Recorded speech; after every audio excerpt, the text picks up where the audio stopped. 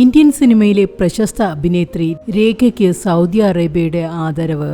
സൗദിയിലെ ജിദ്ദയിൽ നടക്കുന്ന റെഡ് സീ അന്താരാഷ്ട്ര ചലച്ചിത്രോത്സവത്തിലാണ് ഇന്ത്യൻ സിനിമയ്ക്ക് നൽകിയ സമഗ്ര സംഭാവനകളെ മുൻനിർത്തി സൗദി സിനിമാ രംഗത്തെ ഏറ്റവും വലിയ പുരസ്കാരം സമ്മാനിച്ചത്.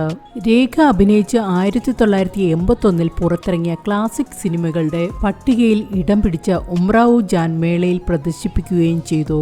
ഫെസ്റ്റിവൽ സിഇഒ ഫൈസൽ ബാൾട്ടിയൂരിയാണ് രേഖയ്ക്ക് പുരസ്കാര ഫലകം സമ്മാനിച്ചത്.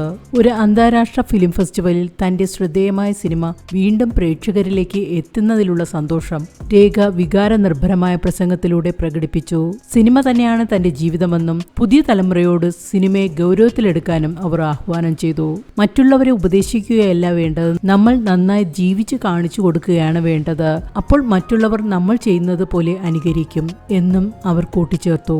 ചിത്രത്തിന്റെ സംവിധായകൻ മുസഫർ അലിയും ചടങ്ങിൽ പങ്കെടുത്തു. മറ്റു അണിയറ പ്രവർത്തകരായ മീര അലി, സഞ്ജയ് ജെയിൻ എന്നിവരും ചടങ്ങിൽ സംബന്ധിച്ചു.